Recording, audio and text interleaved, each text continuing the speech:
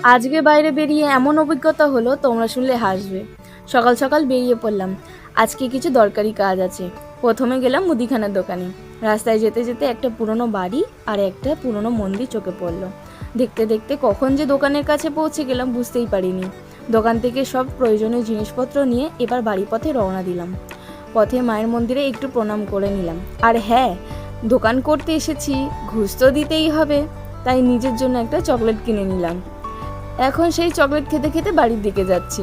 ওয়েদারটা দেখে মনে হচ্ছে একেবারে দুপুর, কিন্তু না, এখনও সকাল 8:30। এই রোদে হাঁটতে হাঁটতে মনে হচ্ছিল আমি নিজেই ফ্রাই হয়ে যাব।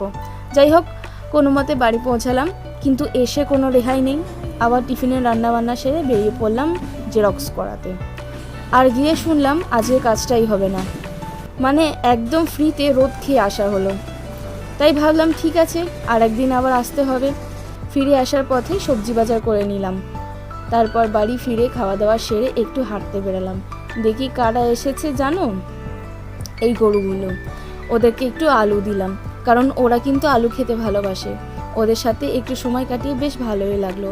এরপর নিজের বাকি কাজগুলো সেরে নিলাম। এর মধ্যেই সন্ধে হয়ে গেল। দেখো কি সুন্দর ঝোড়ো হাওয়া বইছে। তাই আবার একটু বাইরে চলে এলাম। মনে হচ্ছে বৃষ্টি নামবে। তোমাদের ওখানে বৃষ্টি হয়েছে নাকি কমেন্টে জানিও কিন্তু। এই ছিল আমার আজকের দিনটা। টাটা, আবার দেখা হবে পরের ভিডিওতে।